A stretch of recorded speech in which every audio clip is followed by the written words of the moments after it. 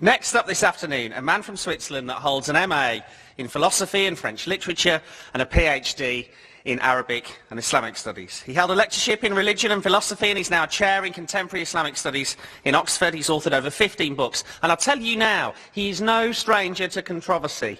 He was declared a persona non grata in Tunisia, Egypt, Saudi Arabia, Libya and Syria for criticising the undemocratic regimes of those nations. And he spent 6 years and lengthy proceedings to try and gain entry to the USA in the last decade. He's here to speak on religion, spirituality and ethical responsibility. Please welcome the incredible Tariq Ramadan.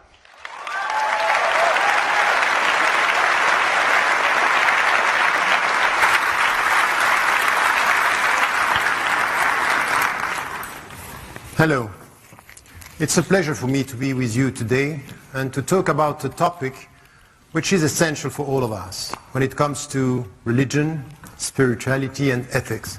Very often when we talk about this, we distinguish between religions, and many people are saying, I like spirituality, I don't like religions. And others are speaking about ethics, and it's as if we can talk about one of the other and distinguish between the 2 or 3 fields. My life as a Muslim, and as you heard, was involved in many struggle for justice, for dignity around the world, not only in the Muslim majority countries, but also in the West. Being banned by the Bush administration was not a dishonor, but much more an honor in the United States. So the point here is for me to come to something which is essential. All my life what I try to do is to reconcile the 3 dimensions, coming from within a spiritual tradition and being a believer, a Muslim. I travel around the world to get the secret of what was common to all the religions and all the spiritualities. I went to meet Christians in South America, Donald del Camara and the liberation theology, and to try to understand how he was dealing with his faith, being someone who is struggling for the sake of solidarity and justice in Brazil, for example. And then I went to look at what was the secret in the Buddhist tradition, staying hours with the Dalai Lama, trying to understand how was he connecting his spirituality with something which is not known, because very often we look at him, we like the way he smiles, but we don't understand that every day in the morning at 4 o'clock in the morning he wakes up and repeat and try to get this deep understanding of what is the meaning of life, this discipline with the self, which is the secret of all spiritualities, Eastern spiritualities, African spiritualities, and even the mystical traditions that we have in the Jewish tradition and that we have also in the Islamic tradition. So I try to get the secret and to reconcile. Understanding something which is essential for me, that religions, the way we are dealing with them today, are very often understood as a reference where we prohibit, we condemn, and we punish. And it's all based on this obsession with rules, and we have to be very cautious with that the essence of religion is not about that. That when we come to the very essence of what a religion should be, in fact, is much more about the relationship you have with your own self. The way you master yourself, and you understand that you can accomplish the best, but you are able of the worst. And anyone in this room knows that. If you look at yourself, you know that you can do something. You can even don't expect you to do it because it's great. But you can do the worst. And you cannot expect you to do it because it's the worst that you can expect from a human being. We are like that. And at the end of the day, what the religions came with was control yourself. Go through this education. And the rules are here and should be here, not to punish, but to educate. Not to limit, but to give us a way of liberating ourselves from our own ego. And what is in ourselves the worst that can be in humanity? Because as human beings, we are able of changing the world and changing ourselves for the better. And this is where the whole journey starts. So in my travels and trying to find the secrets, I was dealing with all the traditions, and I understood here that what's very essential for us is to get this understanding of what our religions should be. And in fact, the secret is to ask ourselves the true meaning of freedom. In fact, freedom is not to come with a very simplistic understanding of who you are, trying to, or saying, for example, I do what I want. The first question when someone is telling you, you know what, freedom is to do what I want, is to question this statement. Are you sure that you want what you want? Because today, the very simplistic equation is to think, I do what I want, and to be driven by emotions. And we know today how much we can be alienated by and through our emotions. You go to a supermarket, you think that you are just going to buy things, and there is a music over there. And this music is all done to push you to buy. It's all about attracting your emotions, to put you in a state where you think you are free, but you're open to be a consumer. The true freedom is not about that. The true freedom is not about this emotion or these emotions that we have. It's the way we are trying to master this. And it has to do with education, with something which has to do with discipline. And I know that we don't like this word today. Discipline is perceived as something which is, in fact, against freedom. In fact, it's the opposite. Look at arts. Look at a pianist, for example. A pianist, when he is or she is playing, in order to be able to improvise, she or he should get the technique. So it's with this discipline, managing, controlling the technique, that at one point you can improvise. It's the same with the self. It's the same with your ego. When you are trying to master your emotions, trying to work on yourself, this is where you come to something which is essential to in our life, which is to get the true freedom. The true meaning of freedom, which has to do with three things. The way you look at yourself and the way you look at your own education. And I think that this is where religions and spiritualities come together. No spirituality without demanding education of the self. And this kind of emotional spirituality is not the right way of putting it. When we come to yourself and ask yourself, in which way, as you know yourself, you can, for example, come and say, during the last week, during the last months, what have I done to make myself better? In which way I'm trying to liberate myself from my ego? This is the starting point of all spiritualities. This is the starting point and should be the objectives of all spirituality. And to get this understanding here, in the way we are dealing with our ego, with ourself, there are steps. The first one, and especially for us today, living in the West, living in Western societies where we have money, we have time, we have to come to this question, which is, how do we get, or how do you go through this process of liberation? And there is something which is essential here. It has to do with knowledge.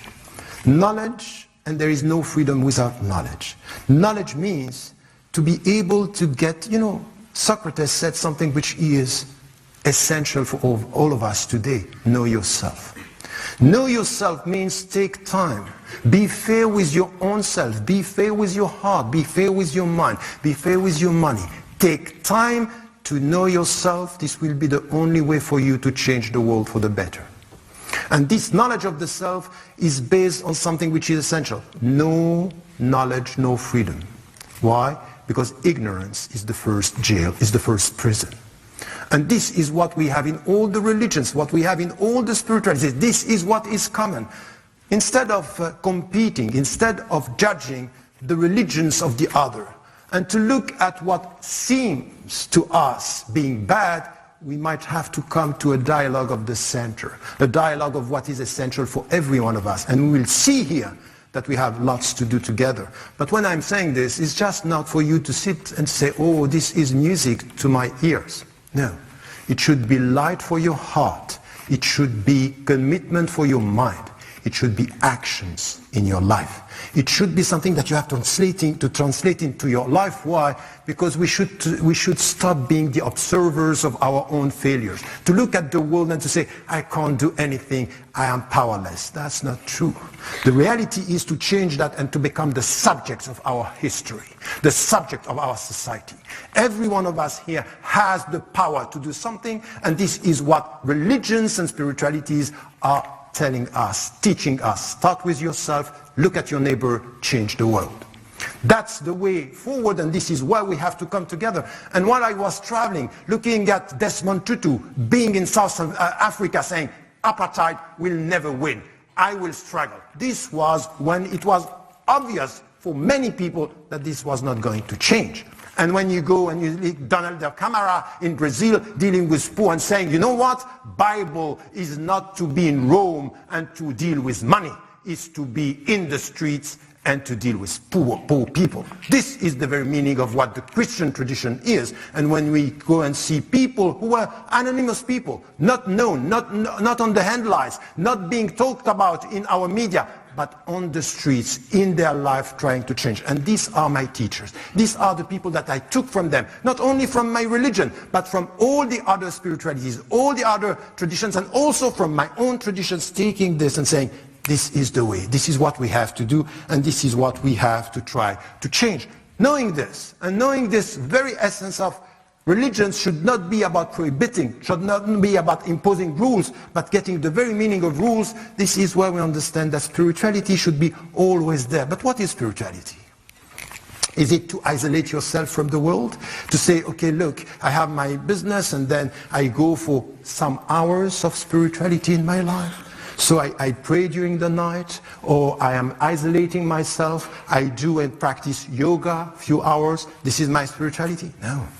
This is a distorted way of dealing with spirituality. In fact, and this is why the last dimension of my talk today has to do with ethics and ethical responsibility. The spirituality is all about putting meanings in our actions. And this is where the quest for meaning, and when I wrote that book, The Quest for Meaning, many people were saying, oh, you as a Muslim, why are you writing something about the quest for meaning? Because this is what is the universal, intimate quest that we have, and the universal shared values that we are looking for. Having said that, and understanding how we have to deal with these values, how we have to deal with ethics, this is where we understand the very meaning of spirituality. Put meanings in your life. And this is a simple question. You came this afternoon, you are sitting here, you are listening to people. What is the meaning of your life? What is the goal of your life? Why are you here? What are you trying to achieve? Get money at the end of the month? Have some fun this afternoon? Or coming with something which is, yes, having fun, it's good. Resting is good. Being a human being is good, if and only if we look at the world the way it is and we look at ourselves the way we are. And the first thing that we have to do, and we all know this, if we are sincere, if we are real with our own self, we know that every one of us has a very big struggle, intimate struggle. Trust your qualities, but face your weaknesses. Trust your qualities and face your weaknesses. Face your weaknesses means you use your qualities to change the way you are. By being more committed and fair with yourself. There is a supplication saying, oh God, we have been unjust with our own self. What does it mean? We have a mind, we don't respect our mind. We have a heart, we don't respect our heart. We have a body, we don't respect our body. And the starting point of everything is this. This is spirituality in action. Ethical spirituality. Be ethical even with yourself. And this is the starting point of the journey. This is where we are committed, not only by romanticizing, idealizing, and speaking about spirituality in an emotional way. This is a commitment. This is a responsibility. And then we look at the world.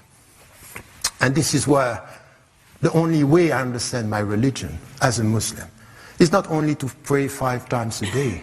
It's not only to fast during 1 month. All this is to educate myself, to get this spirituality in action, and to try to find Christians, Jews, Buddhists, Hindus, atheists, agnostics, who understand something which is essential. We are here with a mission which is to change this world for the better. And to change this world for the better is first to look at ourselves, as I said, and then to look at the world. And so how am I going to change that? Look at this globalized world we are talking about.